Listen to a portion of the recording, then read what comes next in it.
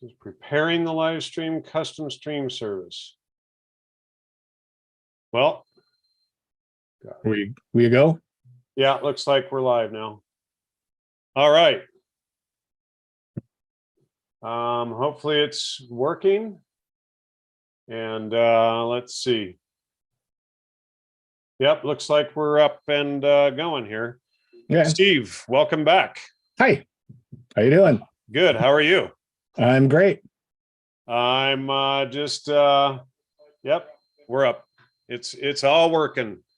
So who knows if it's broadcasting everywhere it's supposed to be, but so maybe we're censored already. It's maybe, yeah.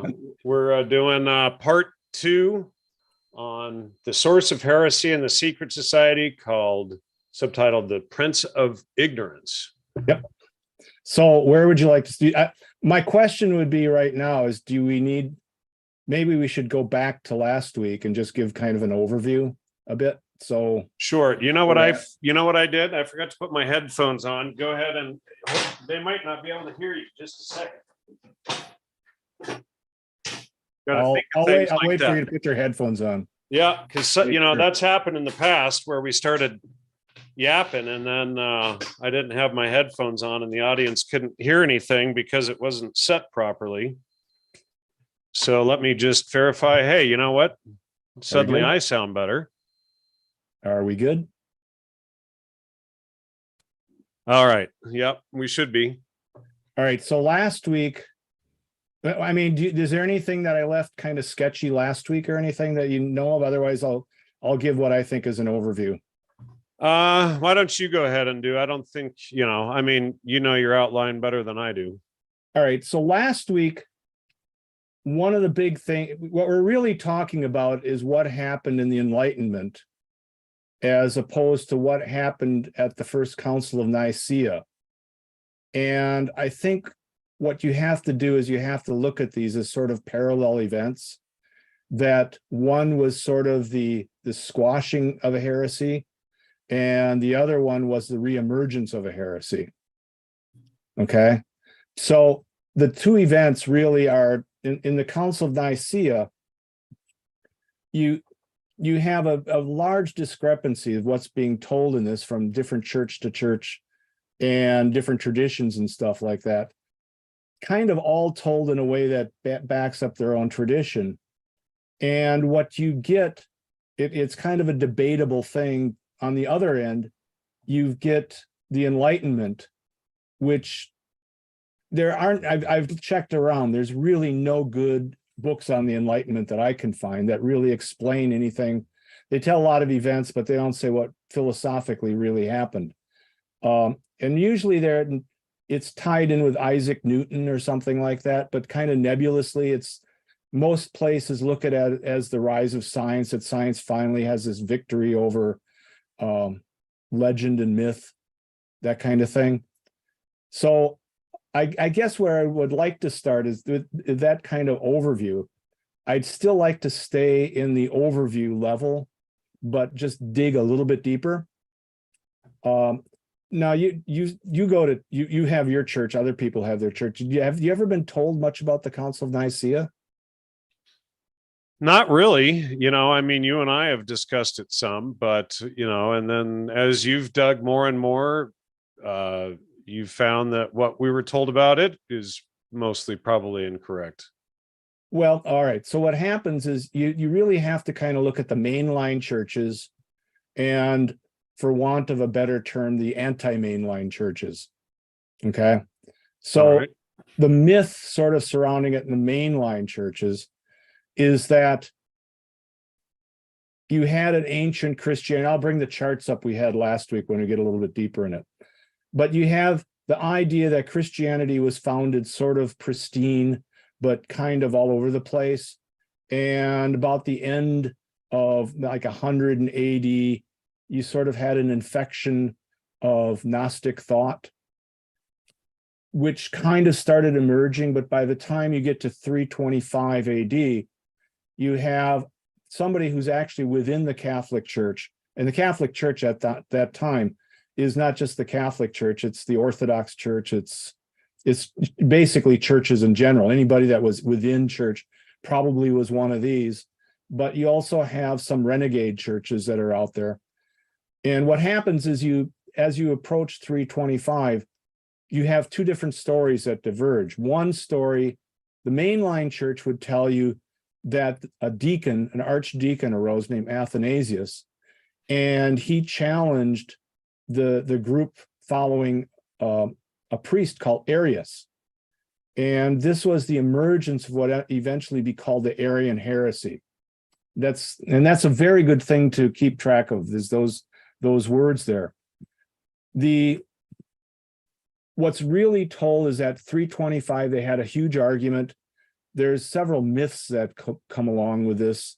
One is that St. Nicholas, who eventually became Santa Claus in our culture, actually beat up Arius. He was so mad at what he was doing. Another one was that at the end of the whole thing, Arius basically erupted and his guts spilled out all over the floor and died instantly. And what you find is that there's a lot of legend that, just sounds kind of fishy, even on the, just on the surface.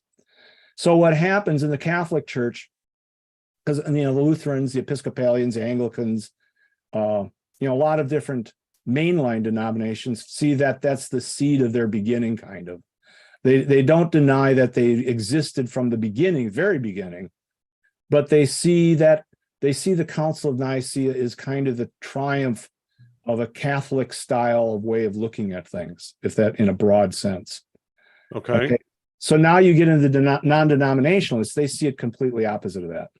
They see that as the Roman Emperor Constantine the Great kind of taking over the church in general, and illegitimately pushing his weight around and making normal kind of populist Christianity illegal.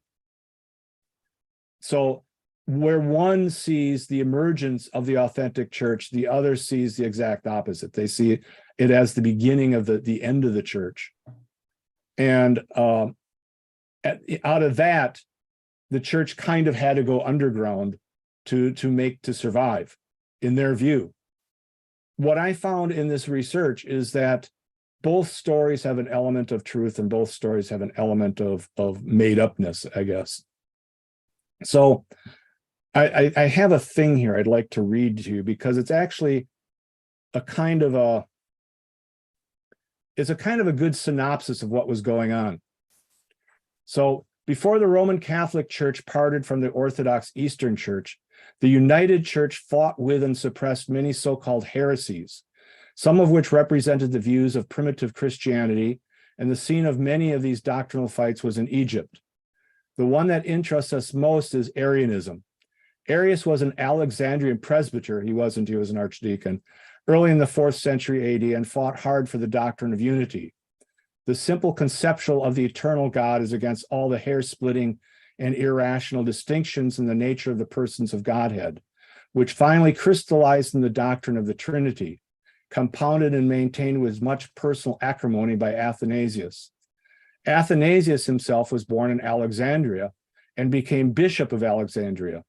He may be counted as a father of orthodoxy as now understood in Christianity, and the real systemizer of the doctrine of the Trinity, 3 in 1 and 1 in 3.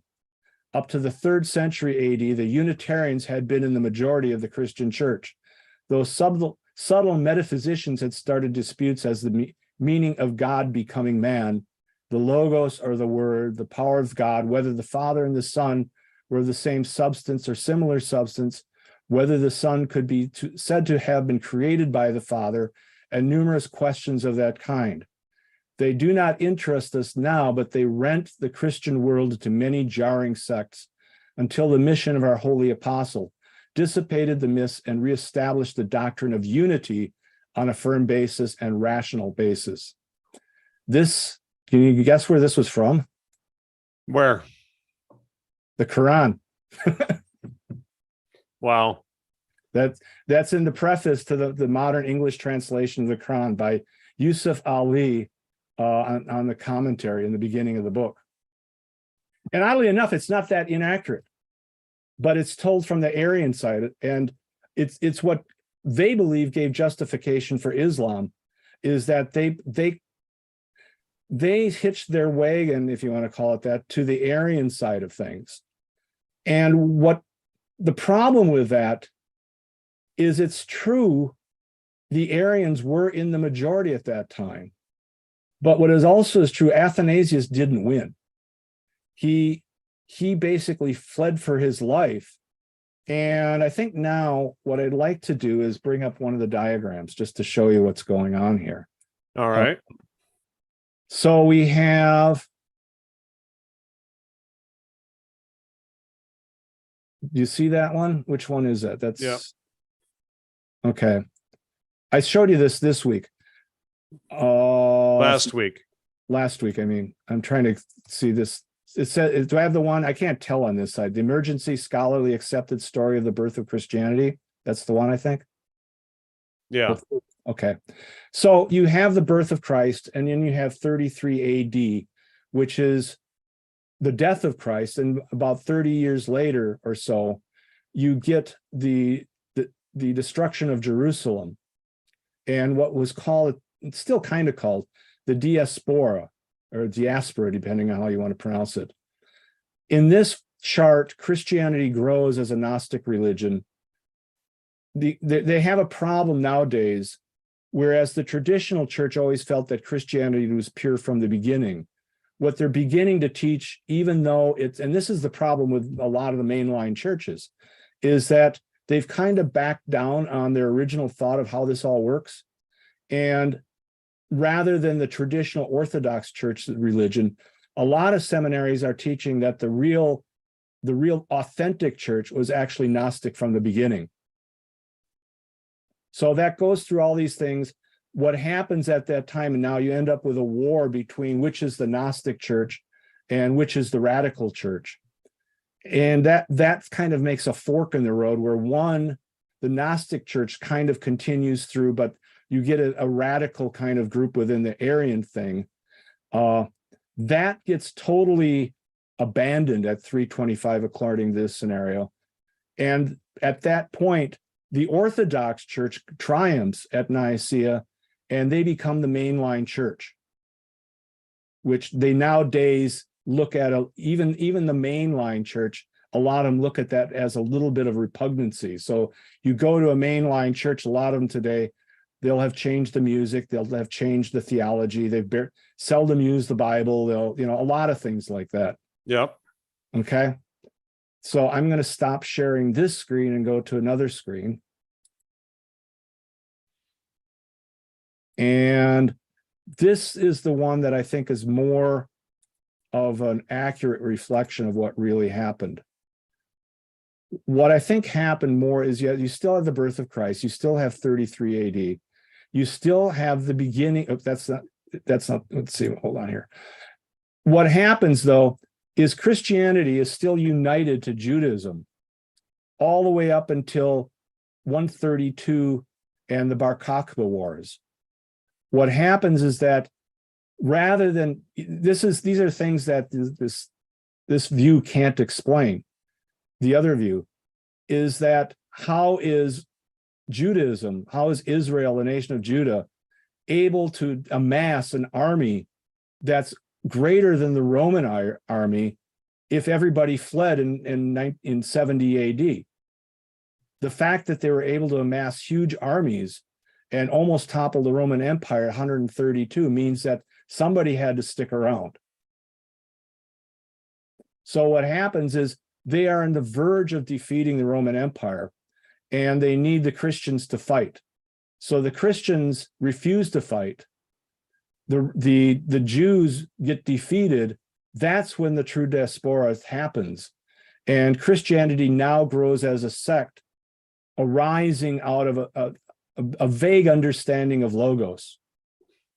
Okay, so in this view, you really do have a doctrine of logos that's beginning, right from with the book of the Gospel of John, that's working its way through, but it isn't well understood yet. And it's like anything else. And, you can think of the political movements going on right now. You don't really know what you stand for until you're tested, until stress happens and things like that happen. So what happens is different factions start breaking off. By the time you get to the Enlightenment, they start referring to these factions as alogi. So what that viewpoint says, you have the orthodoxy, which is basing its theology around a Trinitarian God, where God and Logos are united somehow. And the other side, which has basically robbed its thought from an influencing what Orientalism, okay? And that goes up into 325. And now you got a problem, which we can go in a little bit. All right. So what happens is that you end up in a thing following this, not too far off of this, because the Roman Empire starts failing, which they don't really explain. You can read a lot of different books on it. They don't really explain it all that well. And there's really nothing you can dig back on to recover what a lot of these philosophers and different people said, because you got the Dark Ages. Europe doesn't emerge from the Dark Ages till about 1434, I think it is. And there's still it's not like Europe just descended into heathen, but you just don't have any documents. The main thing that was happening is you have Islam. They put a barricade on all of Europe, and Islam did about 500 invasions into Europe at that time until the Crusades pushed them out, correct? Yeah. Well, the main thing was that there was no papyrus, there was no paper, there was no all the spices and things that they would get from the East were Europe was silenced. They were put away from that. So you don't have any documentation. You don't have any way to preserve. And so then that's misrepresented that Christianity caused Europe to fall into this dark, ignorant age where people were essentially dumb as rocks. But that's entirely misrepresented. Well, you end up with this war called the Crusades that, it's kind of portrayed as Christianity against Islam. Well, and that's, so Islam commits 500 invasions into Europe, killing millions, taking millions of European slaves. And then they were going east there too, as we've discussed. Right. And then King Jan of Poland unites Europe's armies, and they push the Muslims completely out of Europe for hundreds of years after that. And then the whole history of the Crusades the 12 Crusades is then spun against the Christians. And you almost never hear anything about the 500 or so Islamic invasions into Europe that caused the Crusades. And they conquered Spain. They conquered, all the way up into eventually what was the Ottoman Empire. But the main thrust of what I'm saying is that we focus on the wars and the death and the killing and all that kind of stuff. But what was more influential to Europe was the fact that they were starving because they couldn't preserve food. They couldn't keep track of document anything because they had no paper to write on. So a lot of the things that we think about the Knights Templar and stuff like that, really what they were trying to do more than anything is keep the trade routes open so that they could live. Okay. Now, the thing that affects this more than anything is if you'd go to a seminary and a lot of colleges, they'll teach you that the thing that broke that open is a kind of a peace with Islam, which I can't find any clear point where that happened. But they say that the lines broke down. Paper. Do you want to take this off the screen, or are you still covering this? Yeah, I've covered just a little bit because I want to go into because okay. Let me get away with it right away. What happens there is you have at 325, the way it's sold to the public mainly is that the Council of Nicaea survives due to the mercy of Constantine the Great. The Constantine the Great adopts Christianity, and that becomes the religion of the empire, and everything's good to go from that. Right. So now the thing that bothers me about this is that when I started researching this, I went into 1 John verse 5, chapter 5, verse 7, and following the history back. Instead of starting there, I started from where we are and worked its way backwards. None of that holds up. because once you do that, all the true history starts floating out. What you end up with is two different versions of the Bible, which I've got on this chart. One becomes the official version, which Constantine is not Orthodox. You can look it up anywhere. He's a closet Arian. He's baptized on his deathbed by the main Arian bishop. And Arianism survived up until specifically, there is an actual date on it in 363. Okay. So what you have to do is on the top of this chart, you see the Vetus Latina. The way this is sold to modern academia is that the Vetus Latina is the inauthentic Bible. It's made by basically tramps and unlearned scholars and people that have no right to be doing this. And on the other hand, you have all the scholars working together to, the only two documents that remain are the Codices Vaticanus and Sinaiticus. So the thing that what's wrong with this scenario is you delegitimize the Vetus Latina, okay? What happens though is that after this whole problem starts solving itself around 380 or so, you see Augustine and Saint Jerome trying to write an official Bible.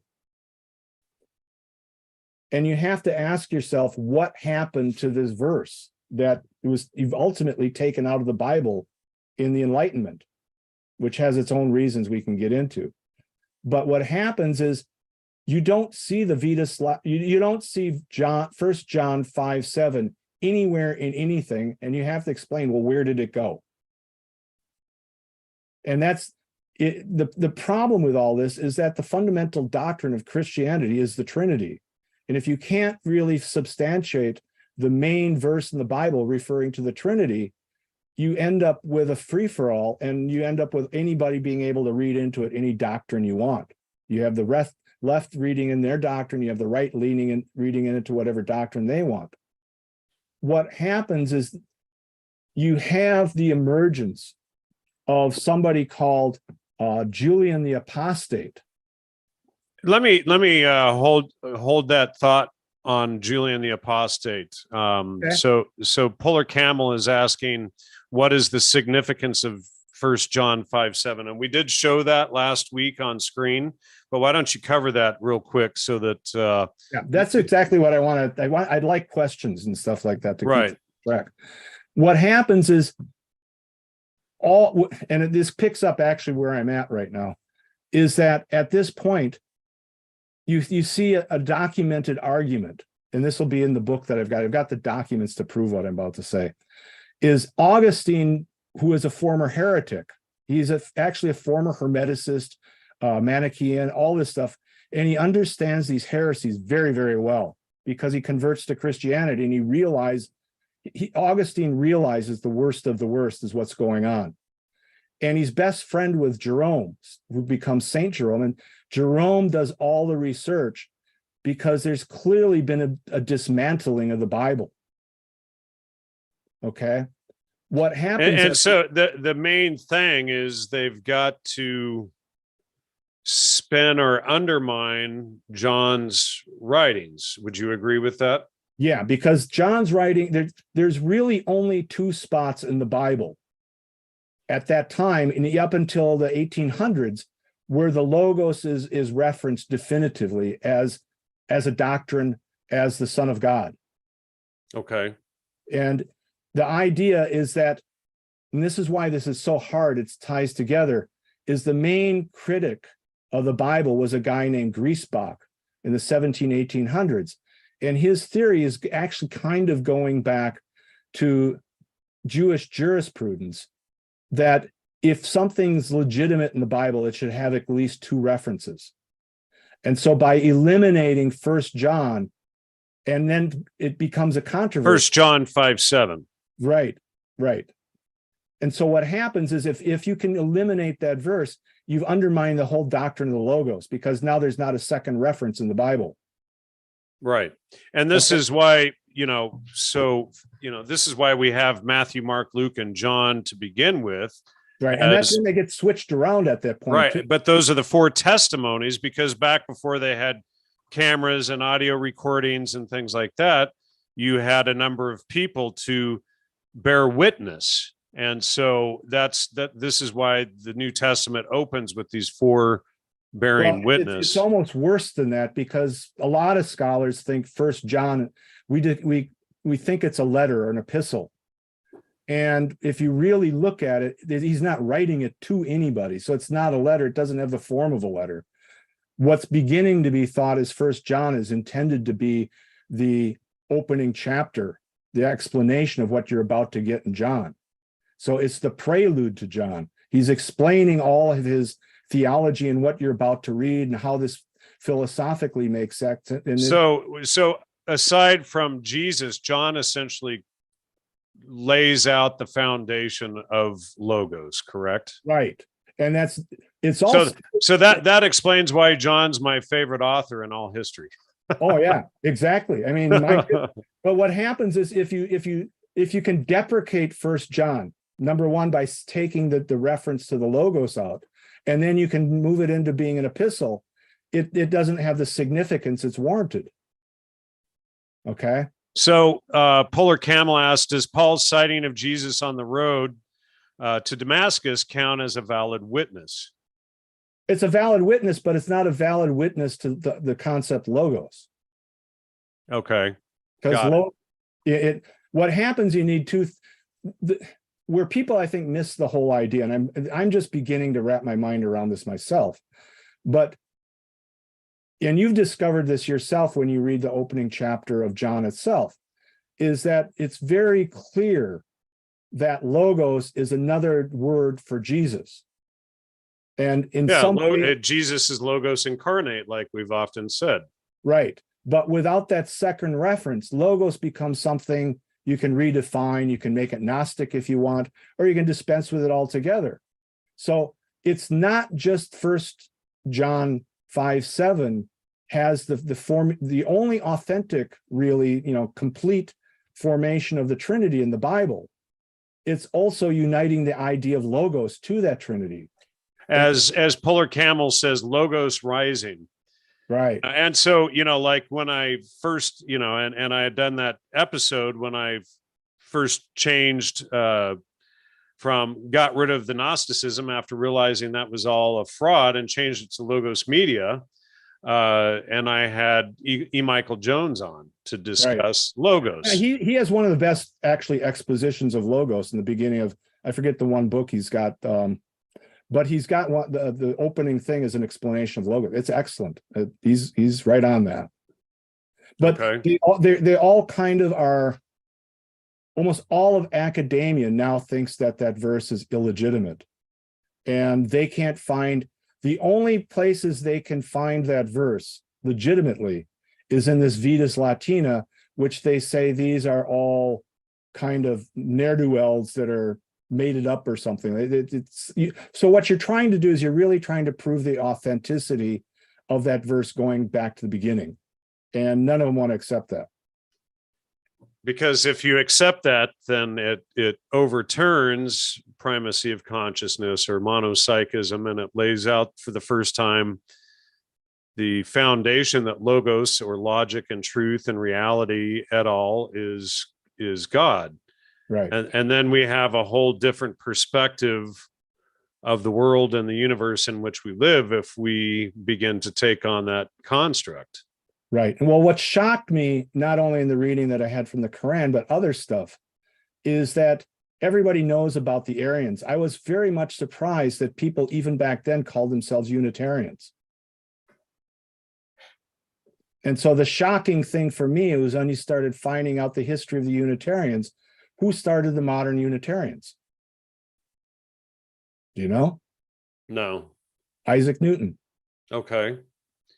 And what did he think of himself? It's hard to find, but what did he think himself as, and what was he trying to do? Well, from my historical research, he was a Kabbalist and Hermeticist and a trickster and liar and He Stole literally, stole a lot of, stole calculus from Calcutta, India, and on down the list. he literally thought himself an Arian. And his goal was to convert the Church of England to Arianism.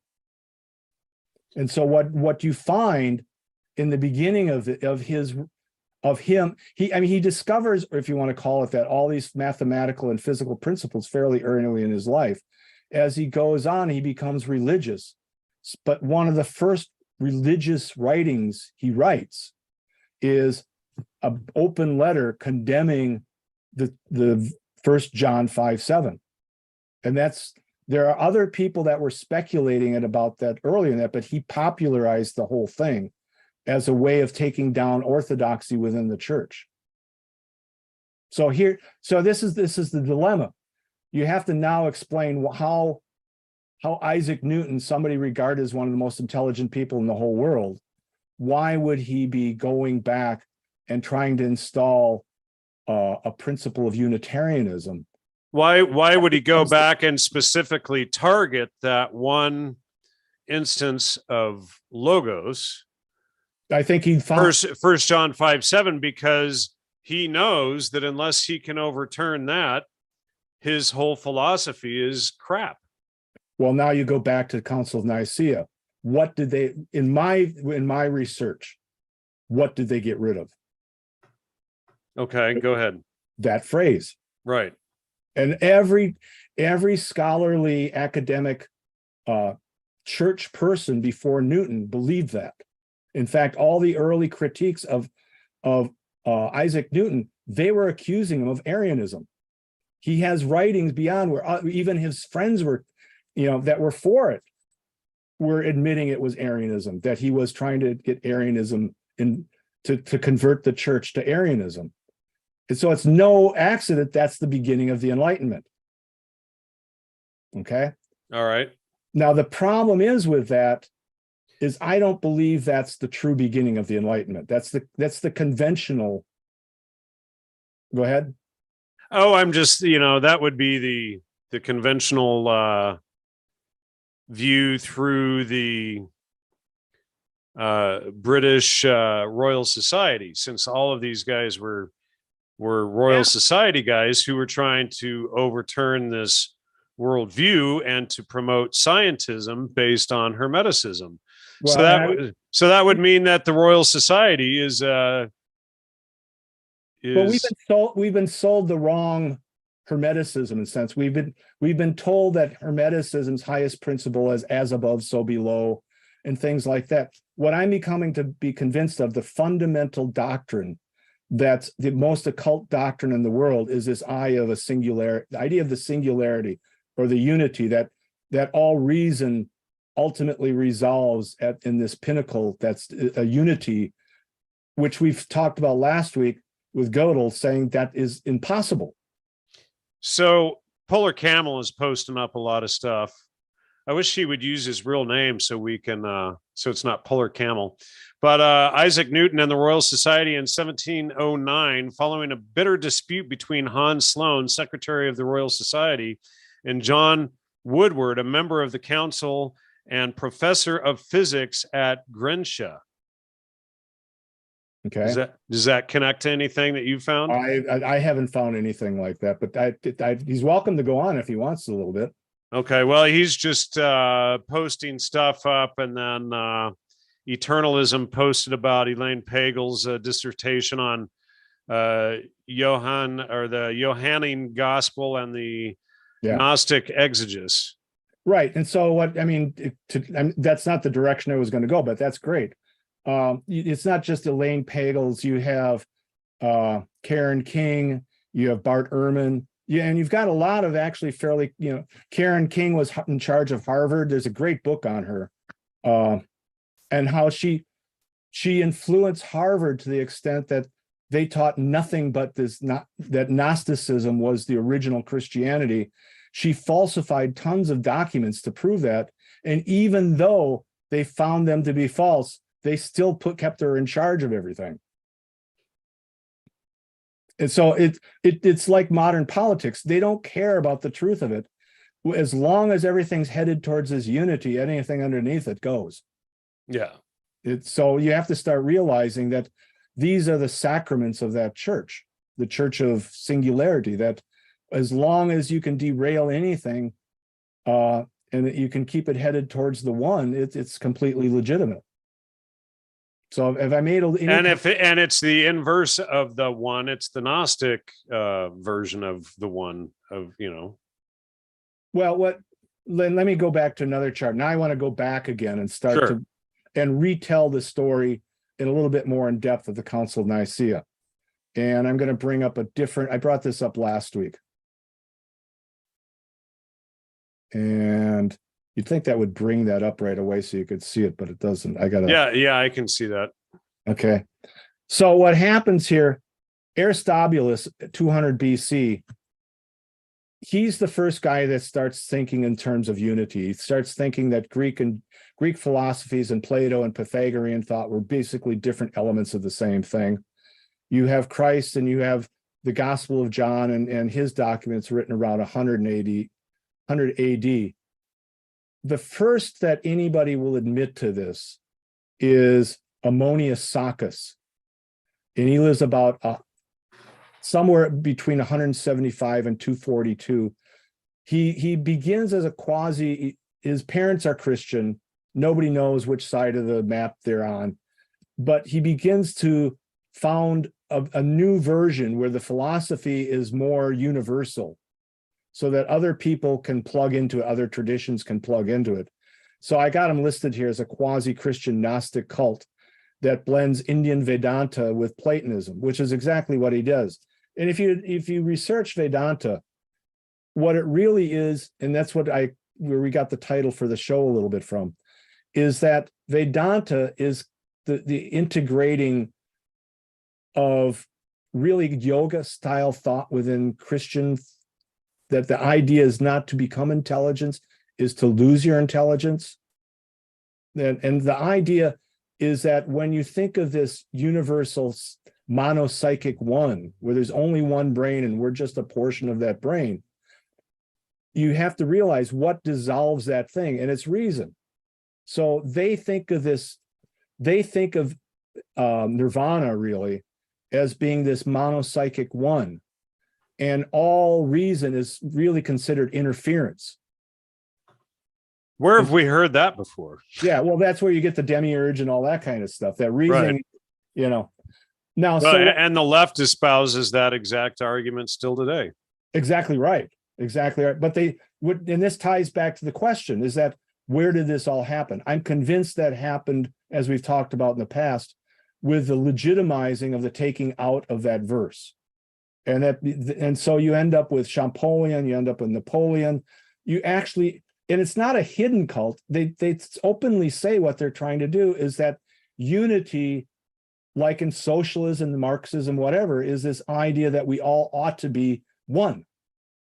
When we hear that, we don't take it as far as they take it. Okay, so the question is, what happens here? Ammonius Saccas starts a school in this line of thought. It breaks down a little bit because there's not a lot of documentation. But what happens in Enlightenment, what really I think triggers the Enlightenment, we talked about him last week, was this Jesuit scholar named Athanasius Kircher. So whereas we didn't have a whole lot of data going on to document this kind of thing, when he became in charge, the chief intellect of Rome in the 1600s, he sent emissaries all over the world.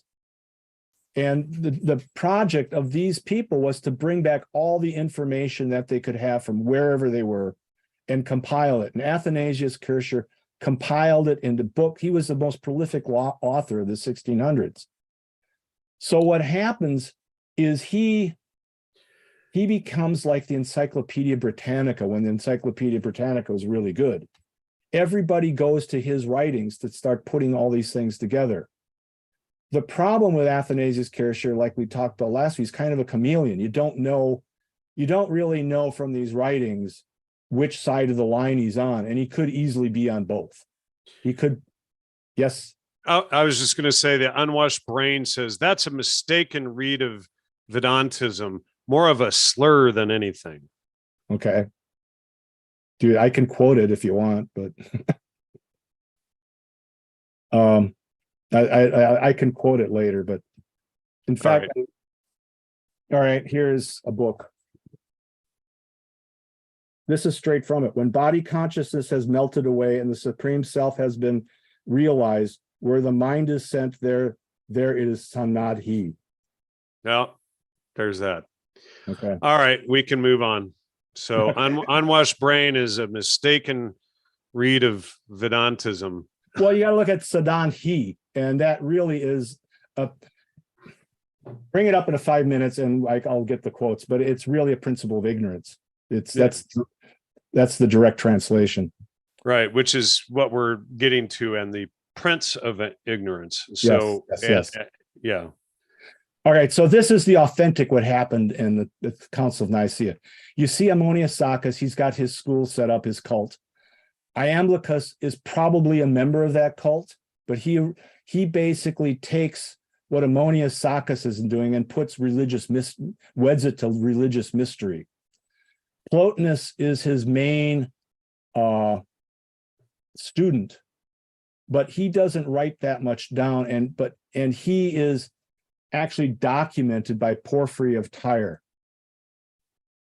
and that becomes the basis of Origen's, the few writings that we have left of Arius.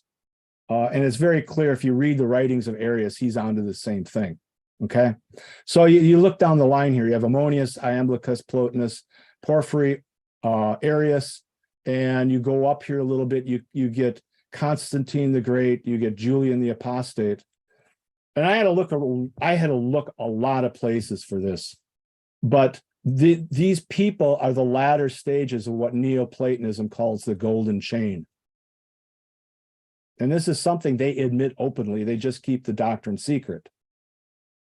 They'll admit to the golden chain. You can look it up, but they will sell it as this, and they'll sell it. What the golden chain really is referring to is the line of thought from Plato through Ammonius Saccas all the way through Arius and Julian the Apostate. Okay. All right. Does that all make sense? Any questions on that? Nope. Okay. So where the question for me becomes, I'm going to stop sharing the screen, go to a different screen. The question becomes, where did Christianity then really, Christianity caught on by wildfire at some point, and there's never been a really good explanation for it. One will say it's because of Gnosticism, another will say, orthodoxy or something like that.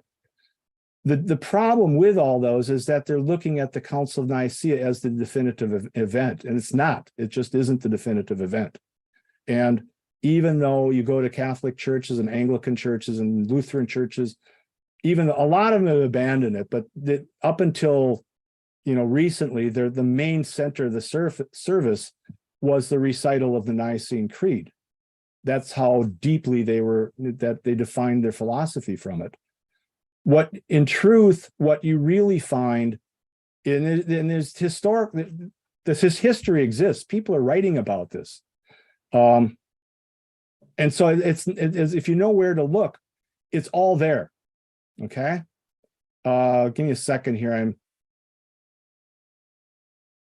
just, this is something I just wrote the other day for inclusion of this book. If one looks up the meaning of Samadhi, you will find many elusive translations, but ultimately it means the end of knowledge. It's often disguised as other meanings, reasons considered interference. Perhaps a better interpretation is given by Sadhu Guru, and you can look it up on his site. It's asha.sadhguru.org, and he's got it all there. He's proud of it. He's admitting to it. So what they're exalting more than anything, I think this is common to socialism and Marxism and everything else, is the idea of the monopsyche. Right. And the monopsyche was condemned at 1277.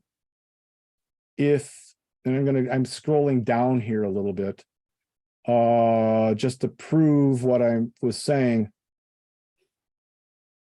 So Arius was basically under the idea that God is just this one thing and Logos doesn't participate in it at all. So the thing that he wrote was called the Thalia of Arius. And oddly enough, I looked for all these different translations. The translation that I found was best was actually from the Archbishop of Canterbury, which sort of explains a lot. So here's a little bit of it.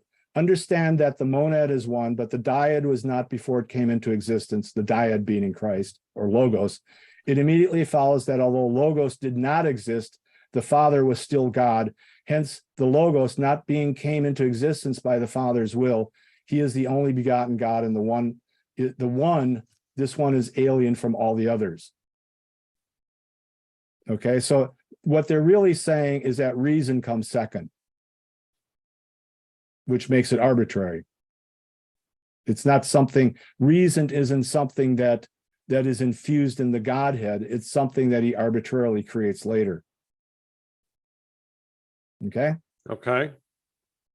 So what happens is Julian the Apostate takes over after some switching of the emperor, and he's schooled in Christianity, and by the age 20, he decides that Christianity is the worst thing in the whole world.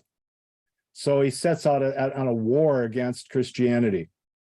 And he starts taking down churches. He starts capturing Christians and murdering them. He starts destroying all their doctrines. And this explains why this doesn't work in the modern thing, because they don't really teach that much about Julian the Apostate. It happens in 361, far after the Council of Nicaea. And what did they miss is that they need a good reason why this verse was taken out.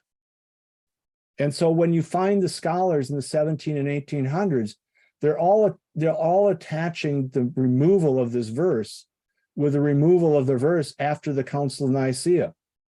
And so everything pivots on whether that verse is there or not. So Julian the Apostate goes and puts a stranglehold on Christianity, destroying stuff, removing things. And I think to me, this is a good enough excuse for me as to why they can't find this. They can't find this verse on anybody before that time, except these renegades that wrote the Vetus Latina, which became the model for Jerome's Bible. Augustine's Bible was the Vetus Latina. It wasn't, the Vulgate came later. Okay? All right. So what happens here, Julian, then there's lots of episodes that go on. What happens in 363, there's enough Jews around. Remember, we talked about the dispersion, I'll call it, where they're dispersed all of Europe, and they're supposed to be confined in areas where they can't meet again, and that doesn't get resolved until nearly the 20th century. What you find is they did have enough to go back in 363 and rebuild the temple. So construction in 363 begins, and a little bit before that, in the prophecy of Christ specifically says, no stone shall be left unturned. But the temple before 363 was just burnt out. In 363, the Jews go back to Jerusalem, they're going to rebuild the temple from scratch, and they take all the stones completely apart. And we actually have an exact date for this. On May 19th, 363, a huge earthquake rocks all of the Mediterranean.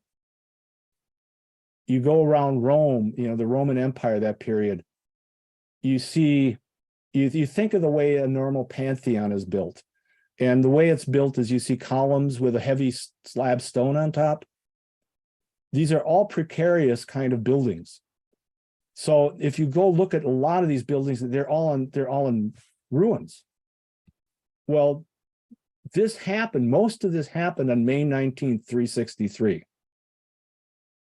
May 19th, 363, this earthquake rocks the temple. Jerusalem catches on fire, just literally lays Jerusalem completely to waste.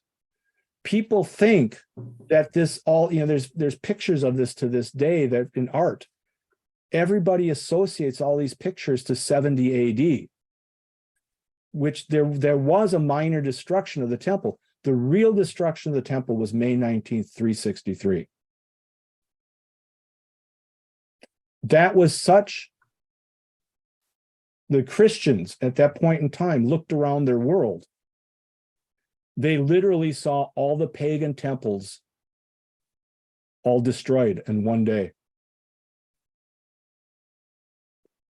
Within about a month, Julian's trying to put everything back together, but within weeks of that, he's murdered during one of the battles. And Julian literally says, and this is written about, you can look it up. It's Ecclesiastical History written by Socrates Scholasticus. It's all in there. So what happens is Julian is beat, he's dying, and his dying words are, "You Galilean, you beat me, you won." Referring to Christ. And on that phrase is the rebirth of the church. Wow. And after that, the Christians get the upper hand. And you think about this Vetus Latina, it's like today, what do you do in the face of all the stuff that's going on? People are preppers, people are buying guns, people are they're preparing for the worst. Well, what are you going to do if you're the true Christians and you're like, well, all this disaster is going on? You start making your own copies. And it'd be very common sense that these copies keep the full Bible intact, and the most anathematized phrase by the Arians is removed.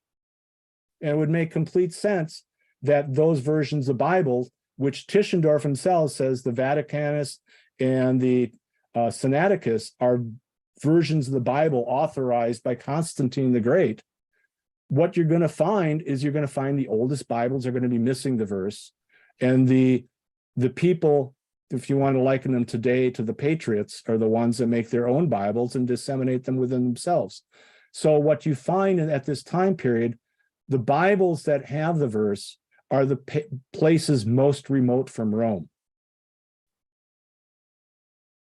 And that would be Spain and Egypt. Eternalism says, going to read a mid-century Japanese professor book, Ways of Thinking of Eastern Peoples, India, China, Tibet, Japan, Anti-Rationality. Well, the other thing, though, is you remember we always talked about what was called the Christian Empire going east. There's a lot of documentation for that too. That's one of your pet. What's the name of it? I can't think of it right now. Tartary. There you go. Or Tartaria. And modern scholars have seen evidence of remnants of Christianity going as far as Japan. There's little fishing villages that still do a form of Eucharist every day, because of the remnants of Christianity still within their culture. Okay, so what happens then is the Catholic Church finally has an impetus to go together. And what you've got to see is they're trying to build up a church out of what's left. And that doctrine, First John is already gone from their Bibles, but they need to reestablish it. So I'm convinced if you look at the etymology of the term Catholic, the etymology of that term is identical, I think, to the word logos. Really?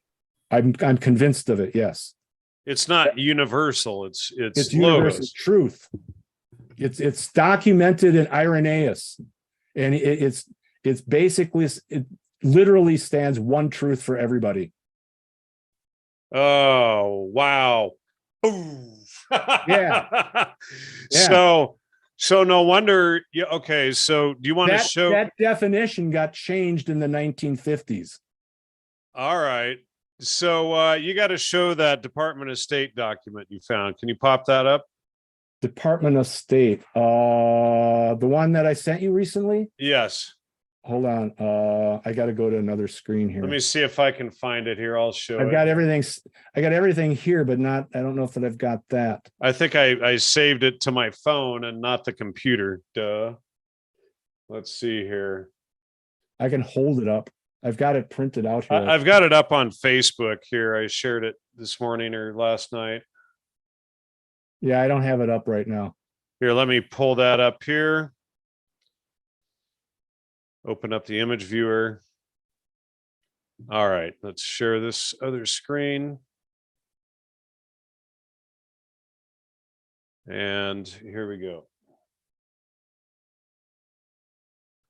There it is. You want to talk about that, Steve?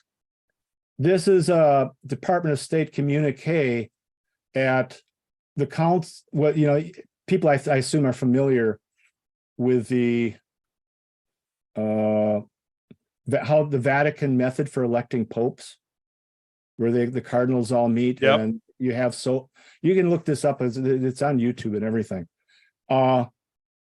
So, and this is one of the things that convinced me that the Dead Sea Scrolls have to be falsified to some extent, is that they're trying to reestablish this idea of Gnosticism as being the authentic Christianity, and they need evidence to prove that. So I'm convinced personally that's why, whether the Dead Sea Scrolls are authentic or not, they've misrepresented them as being Gnostic. Okay. And they've even taken that back. But what happens is they're trying to further that cause. And this is fairly well documented, is that we have the election of Pope John the 23rd. He's not the Pope that was originally elected, and it's documented in this Department of State telegram. And it says the authentic cardinal who was elected was Cardinal Siri. And he was elected once again after this. And the Department of State didn't like it because he was a traditionalist. You want to go ahead and read that out for the people that get this on audio only? Okay, limited distribution. During conversation with embassy officer, Vatican source expressed personal view, next Pope will be elected outside conclave by agreement between cardinals. So the conclave is basically where they elect the next Pope. Right. So they're admitting here they're electing it outside conclave. Source said Pius XII, he was the Pope during World War II, elected this man, and recalled that as cardinals were entering 1939 conclave, Cardinal Bizzardo had called him aside and asked him to prepare biographical sketch of Pacelli. That's, you know, these are popes that are going to be. Added he consulted with Monsignor Montini, and both decided for obvious reasons not to go ahead with Pizarro's requests. Speculated on Pius XII's successor, because he had just died, that the Pope, and this is important here too, because the guy who's actually running Vatican is not either any of these people. It's actually Cardinal Bay, and he was the one behind Vatican II. He's the one that had all the ties to the people who authorized the Dead Sea Scrolls. His hands were in everything. Successor source said college may very well choose an old cardinal whose short pontificate may be devoted entirely to reorganization of the Roman Curia. Curia, for those who don't know, is basically the hierarchy of Rome, left by the deceased Pope in deplorable state. In other words, they thought, well, however Pius XII led the church, they considered it deplorable. Which, I mean, it was right after World War II. Source indicated election of Siri, Ruffini, Odivani would be misfortune for the church, since those three cardinals have an unrealistic approach to great problems facing the world today. In other words, they're all traditionalists. In other words, they are pro-logos. Yes, exactly right. I mean, that... And so the CIA and the U.S. Department of State need to undermine that. Yeah, exactly right. And and the thing is, that's no stretch either, because I took one of my main courses from what was left of the Jesuits, and I've got all the books. I've actually owned the courses that they disseminated before that time. The very first book you get is epistemology, and it teaches you logic. Or I shouldn't say epistemology comes down the line, but the first thing they do, they teach you logic so that you can understand epistemology, which is epistemology is the science of how you know. Right. All right. So finish the rest of this. It gets a little better here. All right. Unreal. I think at the great problems facing the world today, source said election of any one of the three could depend influence of American cardinals, and volunteered suggestion U.S. authorities would do well to exercise discreetly and this is highlighted here within quotations, their own influence on certain American cardinals. In other words, they leaned on them. In other words, lean on them, put whatever you can on them so that they don't elect one of those three, so that they can steer it toward. So this is November 5, 1958, or that's when it's filed. So actual recorded date is October 11, 1958. So on, what was it? This is a decade after they have faked the Dead Sea Scrolls at the what was the thing that you discovered? The Seelisberg. The Seelisberg conference, where we found all of those CIA agents involved in it. So now we see the Department of State following up and putting pressure on it. And this is shortly before, several years before Vatican II. Yes. So Vatican II, I think, was really started in 1940s. This was it was, but with this, we can see that by the U.S. State Department and the CIA. Well, you have the CIA faking the Dead Sea Scrolls, and the Department of State putting pressure on who's elected as Pope.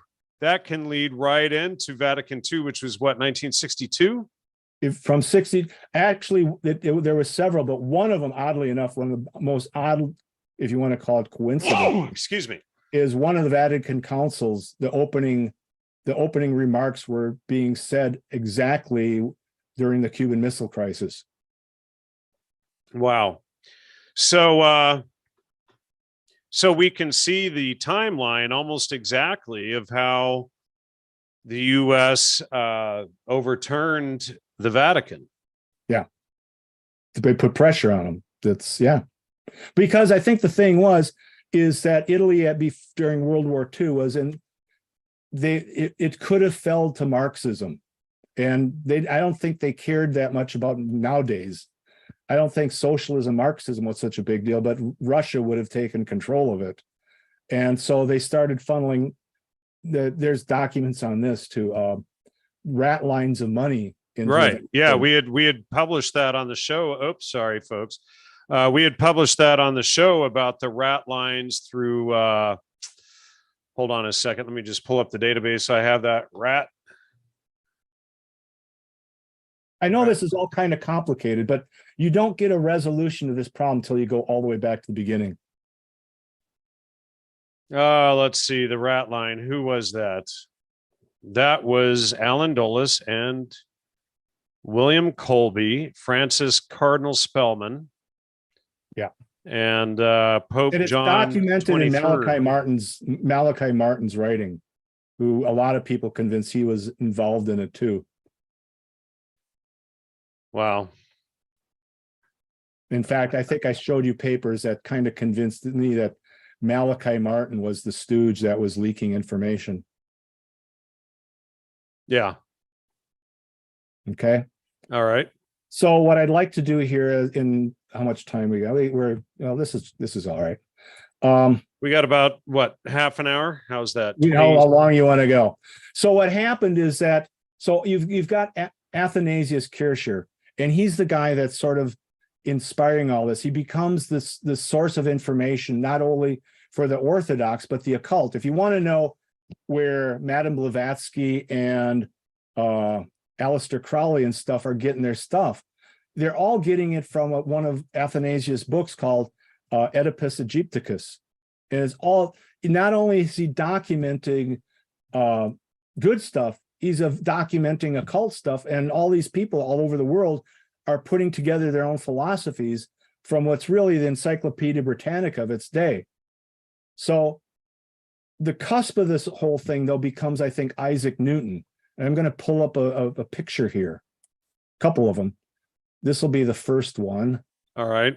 And while you're bringing that up, just really quickly, Daniel Ritter says, are you familiar with any of Father Seraphim Rose's work? His Orthodox Survival Course and quite a few of his other books really go along well with the material you guys are covering. Thanks. That's a very nice coincidence, actually. Part of my teaching was with Father Anthony Good, who was a student of Seraphim Rose. All right. So I have a fairly direct connection. I actually have all of Seraphim Rose's books from the Orthodox Church itself. And then Spiritual Relief says people named Malachi are always bad news. Okay. So all right, go ahead. So does this look at all familiar to you? Does this look like anything you've seen before? Yeah, maybe. Looks like something Newton might have made, right? Yeah, the pyramid prism. Yeah, you know who wrote, light. You know what book this is? What books this is out of? Which one? This is out of Kircher's books. And how many centuries before Newton was that? What was Newton? Not a whole lot, but Kircher was the beginning of the 1600s, middle 1600s. Newton was following up on that. And I'm going to kill this one. I'm going to bring up another one. All right. So what happens is Newton's got, there's discrepancies going on here that don't make sense at all. So there's a guy named, I believe it's Bertrand Castell. And this is a timely, another dot. He wrote a book saying Newton copied it all, basically. And this is a picture, an illustration from his book, The Optique de Cuvier.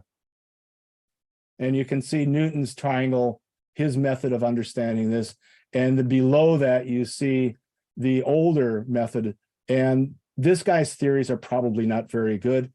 But this is the thing that, if this doesn't create a problem just in religion, it creates a problem in physics and everything else. If you remember, I think we talked about it a long time ago, that you have Goethe rediscovering these charts and realizing that Newton's acting a little underhandedly, and you go and you try to perform these experiments. I did this when I was a little kid.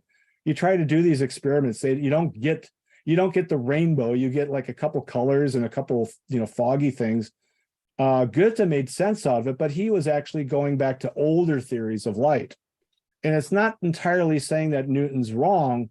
It's just he's not explaining everything. He's only explaining a very narrow bit, which physicists in general are starting to, get wise to, that the experiments as Newton did them, where could he have possibly gotten this from? Because he tried to replicate them. They don't work that well. And so this is proof, and I just added other quotes to this, where Castell even admits that everybody's copying Kircher. And so what happens is Kircher is the one not only kind of messing up the world because he's releasing all this information, but it's also, I believe, sort of our path back, because I don't think you can re-examine this stuff and until you read Kircher. Kircher ends up the guy who kind of coalesces all his thought was the guy named Brooker, and the only English translation of that is Enfield, which we've bought. You have a copy, I have a copy. It's a hard read. It goes very deep, but that's where you can start recovering all this information from. And I'm not unique in that. You start going back to the 1800s. This is considered an authoritative text. Yeah. And so let's see here. Let's see. Somebody says Kircher is responsible for modern germ theory that's used. Yeah. I would say even he had it probably didn't work really, but he had the whole idea of global positioning. He believed that if you could track and actually catalog all the magnetic waves around the planet, and you had an instrument that could read them accurately, and everybody, he actually sent his emissaries around with instruments he had made with the idea of creating a global positioning thing. I believe he had it all documented and was on the verge of actually publishing it, and the book was either stolen or burnt. And so all the research just went.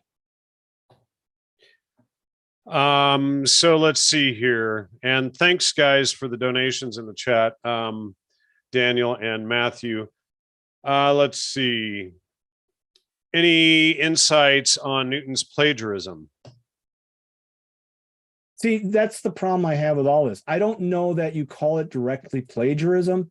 He's obviously copying out of these guys, but it's the frightening thing for me is the parallels to what we're going through now and the parallels when you go back to what was going on, not only in the Enlightenment, but back in the Council of Nicaea.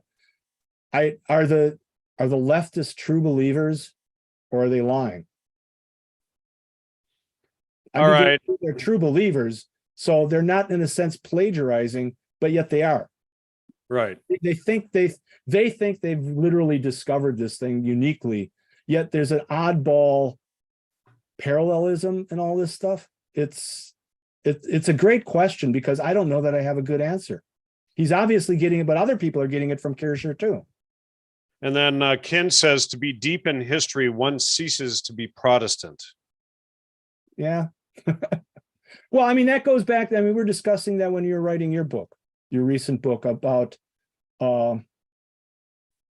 you have the cannibalism worldwide up until the birth of Christ. Even after that, babies are being killed all over the place. Human sacrifice is a big deal.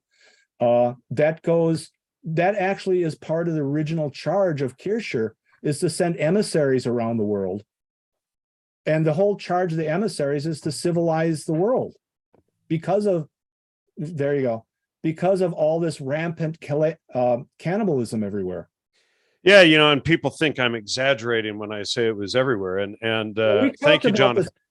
Even though you weren't on, we weren't doing any shows or anything like. I mean, we spent a lot of time talking about this. You asked me to research it.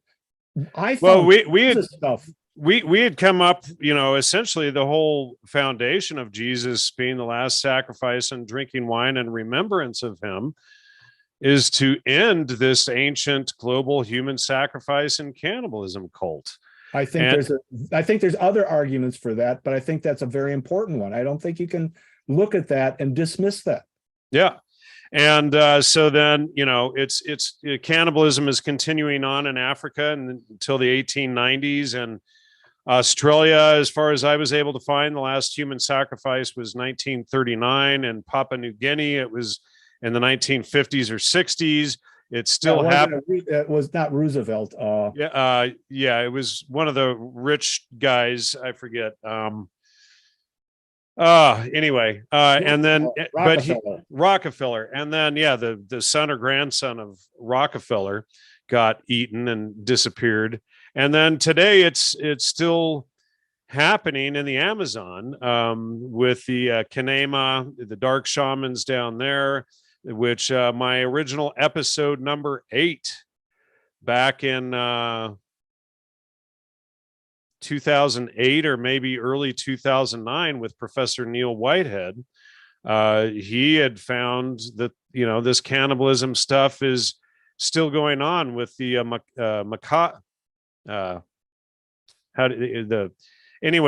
nectar, the macabre or something like that, or the honey that these people eat. They torture these people and then bury them stuffed with herbs up their rear end and shove down their throat, and then let them rot in the ground, and they stick a reed down in the ground and suck up, this stuff. And one of the ones I found is, if it doesn't take a whole lot of looking, for the original writings of Margaret Mead, and it's very clear from her writings, she's trying to spin an alternate story that these people were just fancy, free, wonderful people, and that's, that kind of thing. Right. Well, and of course, Margaret Mead's husband was Gregory Bateson, who was a co-founder of the CIA, and Margaret Mead worked on MK Ultra along with Bateson. So of course she's and then there's also ties within the Church of England and stuff too.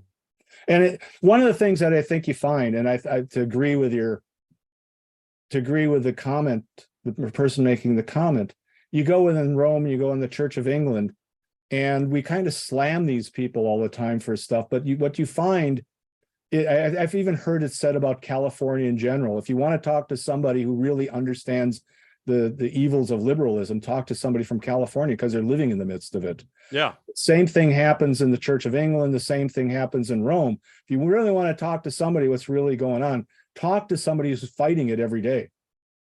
Yep. I agree.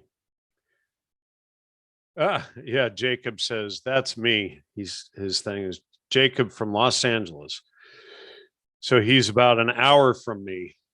And I think that's what was going on in the early church, is that people like you and me and things were confronted with this, and we just know it doesn't sit right, that even though you don't understand it, it takes time, it takes struggle to figure out what's really going on. Eventually the truth comes out, and hopefully you win. Yep. So all right, what next? That's kind of all of the farther I wanted to take it today. If there's any questions, I'd be happy to steer some. Let's see if I got anything else here. Somebody said all of this cannibalism talk was making them hungry. All right, here's a quote. Earthquakes were harbingers of war, destroying the cities of Palestine, Syria, either wholly or in part. We were sure by the actions that heaven had given us a sign of some great disaster. And as we prayed that our guests should not be right, the bitter news reached our ears that our great Julian the Apostate was carried away in his coffin. And also thanks, Jonathan, for your donation, 10 pounds. I suppose that's what, $12? Thank you. I really appreciate it. That quote was written on an inscription that people found. Just cleaning up some loose ends here. The golden chain consists of the seven sages: Pythagoras, Heraclitus, Parmenides, Empedocles, Philolaus, Plato, Aristotle, Ammonius Saccas, Plotinus, Porphyry, Iamblichus, Emperor Julian the Apostate, Hypatia, Proclus, and Damasius. So you can look that up. That's, the thing is, does it matter whether that's true or not? That's what they believe, and that's what you're fighting. That's whether it's true or not, it's just as dangerous. It's great if you can prove it. I think they're scrapping things together that never really happened and convincing people that it had, and therefore they can create this golden chain. But to some level, the golden chain is true. You take the last stages of it I showed you in the chart, all those people existed, and they were up to that. That's what they were up to. It's all inversion, everything. It's surprising to me that you can have, and a lot of churches just skip over the Council of Nicaea, but I guarantee you that's probably one of the most important things within Christianity, is understanding that, because I now believe Christianity didn't fully understand itself until that episode. And that itself, I think, gives you good reason why they took the verse out and then started putting it back in afterwards. And then why every single revised Bible since takes it out again. Right. And that gets into Tischendorf and where he got his things from. So all of these guys have known this for centuries. Had to have. And you have Champollion and stuff like that. You have Napoleon literally going in there and setting up his savants to reinvigorate Hermeticism. You have Champollion, who flat out admits he got his fundamental doctrines from Kircher. The only book he really wrote, everybody quotes his letter. He's got a letter to Dacier where he basically starts translating the hieroglyphs, but that allows him to completely eliminate Kircher's research. But Kircher is basically telling you what the legends had become. I think they're both right in a sense. I think Kircher is telling you all the legends and all the history, and a lot of Muslims still looked at that legends that way because that's their only documentation of history. Champollion writes a book on how to translate and rediscovers what they originally meant. But his main book that he wrote was on pantheism, and shows how Hermes and Thoth were the foundations of authentic religion. And it's even within churches, people don't know how to separate this stuff at that point in time. And I think it's only now with the internet and the freedom of knowledge and stuff, we can start putting those pieces back together again and get a true understanding of what was going on. Vindicated says he has a book called In the Beginning Was the Logos, which talks about the Council of Nicaea. Yeah. Are you familiar with that? I'm not familiar with it, but a lot of that stuff I'm sure is both right and needs adjustment. I haven't read the book. If they're honest, like I said, and I know a lot of them are honest on it, but I don't. My problem with most of these books is I don't think they've tied it together with First John 5:7, and I think Paul F. Pavao. What happens is, without that phrase and an adequate explanation of what had that phrase, why it disappeared, why it put back again, you're not really defending the core of the doctrine. And one of the best books that I've got on this is very hard, and we can talk about it in a future episode, is probably the guy who put the definitive stamp on this was Cardinal Wiseman of London, who wrote a fabulous book that's very hard to find because it's not listed as a book. It's just part of a paper within a larger collection. It took me days to find it, and I found it. But he gives one of the best defenses of the verse. And all these people about that time period are talking about the ALO guy who took the verse out, and they never had a good reason why it was put back in. But now we've got the information. I think we can put together a fairly plausible story of what really happened. Let's see. Jacob says, doctrinism and sectarianism are a dialectic. The solution is reason and its fruit, wisdom. Yep. Which sounds a whole lot like the trivium. Yeah. Grammar, logic, or reason, and rhetoric or wisdom. Yep. So let's see. Maybe I'm wrong, but don't you feel like this in general is something that would pull people together around something real and tangible? That all this other stuff is, I'm not denigrating it, but it's all over the place. Yeah. Speaking of all over the place, how would you define heathenism? I think what we've been talking about is heathenism. I mean, what are the images that come up? Barbarianism just what was in the letters that we found by the Jesuits when they came to America the first time. Cannibalism, bizarre. What about European and European heathenism and paganism? If we go far enough back, I presume the same. Well, yeah, even fairly recently, you're going to find it in some parts of Ireland, the remote parts. There's no race that's immune from it, if you want to say that. It depends on how remote the people are. I'm sure that was going on in Russian remote parts. Yeah. It's a universe. And I think that's probably an important point, is that it's really probably lurking underneath all of us. Yeah. That's what you need. That's the whole purpose of having wisdom and knowledge and, ethics is, I think you're seeing it today, where you have people not being able to determine not just who they are, but what gender they are and everything. Where do you think that ends up when you quit being able to discern? Well, soon they'll be promoting pedophilia, bestiality, and then after that, there's your heathenism. And then after that, who's that guy, Richard Dawkins or whatever, who promotes, that atheist that promotes cannibalism, and and then we're back at the beginning that Christ warned about. And I think if you follow Logos all the way through, you can see how these early church fathers, using Logos, using the trivium, could follow a line of thought out and say, oh wow, this is how this line and deception turns out if we're a logi versus if we follow Logos and we follow it out through history, this is how it turns out.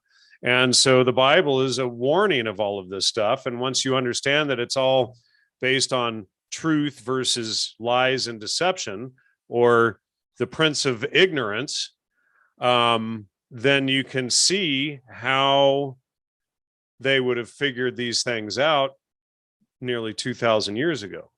Right. And what happens also when you have the Enlightenment, you remember, as we said, the Enlightenment begins, I think, one of the things that it begins with is Newton's letter about 1 John 5:7, how it's corrupted. In his mind, it's corrupted scripture.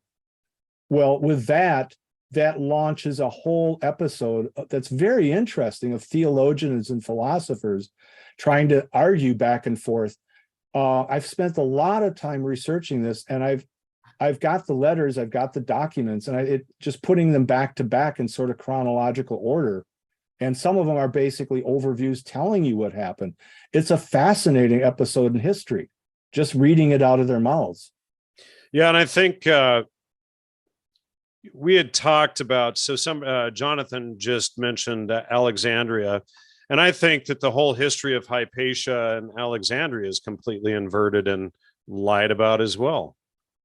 Yeah, I think another one is you go back, Velikovsky went back, and some people consider him dubious, but he goes back and shows that Oedipus was really Akhenaten and connects that all together, where you have an Egyptian city named Thebes and you have a Greek city named Thebes, and they're parallel, and a lot of that gets inverted, and somewhere somebody has to come in and straighten it out. And once they straighten it out, you find similar kind of stories. Subterfuge, censorship, Jonathan says. All right, so do you want to tie it together regarding the Prince of Ignorance, or the principle of ignorance, the origin of ignorance? In writing, I'm actually kind of using the word out of a book I read a long time ago. I've been referring to him as the adversary, which seems to be a kind of a sum up a lot of this, that he's, but the adversary is, I believe, as we talked about, the Prince of Ignorance, but I think it also involves the principle of ignorance. In that, I think when you really look, in one of these episodes, we should go through the underneath tragedy of yoga, which yoga really is trying to convince you to see the world as a non-discernible thing, where everything is one. Drugs sort of do that to you. Well, we had talked about that episode on meditation last week, and I posted the link to that video on how meditation causes a psychotic break in last week's show. It's up on YouTube there. So look up the notes for episode 215 and you'll see it under there. Right. And so what they're doing really is they're giving you psychological methods to enter that state. And part of that method is to abandon reason. Yeah. What you're really doing is abandoning your ability to discern, because too much discernment, they think creates anxiety or something like that. And so you start employing these techniques and they don't solve anything. They actually make it worse. Yeah. And it becomes like a drug. And now, and then you're basing all your decisions on emotion rather than logic, reason, or logos. Yeah. Because everything is emotional, and you want to avoid anything that feels negative, so we just want to love these people going on. You got to accept the pedophiles and the predators out there and the murderers and all of this stuff. And this is why we see the left out there fully defending the criminals these days. But right. And I think it's actually worse than that. I think if you accept this idea, they incorporated it into the Big Bang. Einstein's physics has this idea of the unified field theory. You have cosmology with the singularity. It sounds, even in the quote I read from Islam, it sounds very reasonable that everything should aspire to this one principle. And that's within mathematics. And I think that's probably the corrupting center of it in Plato, is that they've convinced us of all this Pythagorean notion of the one, which Gödel has positively proved it can't be. You can't sustain the one because it becomes a tautological, undefining thing in itself. You can't have a principle and have it rational and have it examine or define itself. Something's got to be outside that one. Yep. and just off of this, Vindicated says the whole positivity nonsense, which if you go way back on my show under the Gnostic Media podcast, which is ironic because I hadn't figured out Gnosticism at that point, but November 22nd, 2009, this is 3 weeks after I put out the Trivium with Gino Denning, Dr. Barbara Ehrenreich interview, Bright Sided. And then what are the negative consequences of positive thinking? Is positive thinking a good thing, or does it have the potential to be used as a tool for mind control and manipulation? Is positive thinking responsible for the financial meltdown? Who really gets rich from the positive thinking movement? And, and she was actually, ironically, one of the people, Barbara Ehrenreich, behind Miss Magazine and the feminist movement, et cetera. Okay. So, I did some research on her too. She's interesting. But yeah, I interviewed her 14 years ago on the show. Oh. That's my point. I have one of her books around here somewhere. Yeah, covering the issue of positive thinking. But I think where they trap you is they convince you that this unity is the all-fulfilling, most wholesome thing in the world. And they don't realize once you subtly accept that into your mind, you're already down this path of ignorance. And so you wonder how are they able to convince you? Well, when I took logic in college, they and we've talked about this in another show, that if you could get the world to accept a logical tautology, you can prove anything you want. Yeah. The idea of the self-referential idea, where everything is encaptured and encompassed in this one idea, is that tautological idea. You accept it as being wholesome, you're now open to mind control. You're open to, persuasion. And so how do you defend yourself is, I think, is Gödel's incompleteness proof. You show that it's not wholesome. It's not a good thing. It's a principle of ignorance. And now you're protected from it. You'll see it. I guarantee you, and because it's happened to myself. Once I came onto this, I listen to talk shows and different things here. There's not a talk show I don't listen to that this doesn't come out up and the host says, I don't understand what it is about this oneness. Why is it good? Why is it bad? I don't get it. And you'll hear it now that I've explained it. It really is, you've accepted into your mind this principle of ignorance and you can't make sense of it. Yeah. Well, and that's the irony is I've been exposing it on the show here for 7-8 years.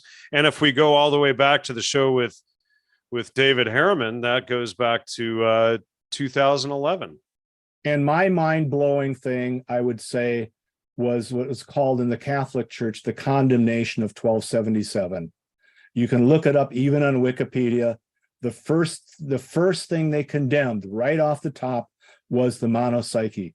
They specifically said in 1277 that the most destructive heresy of all is the monopsychic principle. It's the basis of all heresy. That's the base. I'm just quoting the church, I'm literally just quoting the Catholic Church. But they don't teach it anymore. Yeah. Well, I don't think anybody does. Well, you hide it under terms like Catholic. If you can take Catholic, that means universal truth, and you chop off the truth, you're back to the one principle. Universal. Yeah. I fell for that. Yeah. 20 years ago. Yeah. So, wow. So that's how we deprogram people right there, I think. Well, and we have to get people to realize that the Catholic Church was infiltrated and stop, the drop the mic response anytime you mention anything Catholic Church or Christianity. They say, oh, pedophile priests, end of discussion, Right. And but all churches, all institutions, that's the adversary sneaking in. Yeah. Well, and you can't explain that to them, but, because they've already made up their minds. So, right. All right. Well, anything else you want to add, Steve? I think I've gone far enough. That's a lot. That's a big load right now. So. All right. And let's see here.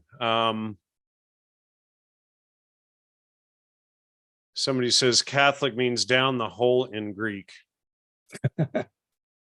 That's okay. There's a pun in there, actually. Oh, is there? Yeah. In the Greek. One of the words is holus ekumenikos. So this person, G Spike, is spinning that? I think he is. I don't know where he got it from, but I could give you the actual quote somewhere. I'd have to dig it up. It's on my computer here. But yeah, It's Greek for one truth for everybody. It's actually in the chapter by Aaron S. that says that. That's the title of the chapter. Wow. All right, Steve. Well, thanks again for coming back. We'll have to do another show soon, if not next week. I've been talking with Hans. Of course, he's blown away that, that the information that he and I put out in the 68 shows we did together is all coming back to roost, coming to fruition everywhere. And it's so in your face. It's disgusting, but it's like, wow, he and I started exposing the crap 13 years ago or so together. Yeah. Well, as I said, I wrote a book, which basically I was completely made fun of, in the seminary, because they thought it was the most ridiculously anybody's ever said. But there you go. Yep. And thanks everyone for supporting the show. Jonathan, let's see, we had Daniel Ritter and Matthew. Much appreciated for your support. Logosmedia.com. Steve, they can buy your books. I have the links to to each of your books down below in the show notes. So check that out. And I'll get these last 2 weeks shows posted up on the website soon enough. Much appreciated for all your support, ladies and gentlemen, and we'll see you next time. Take care, everybody, and thanks for all your help in the chat there. Bye-bye. How do I take it off air? Here we go. So while you're saying that, hold on, I gotta. We're still.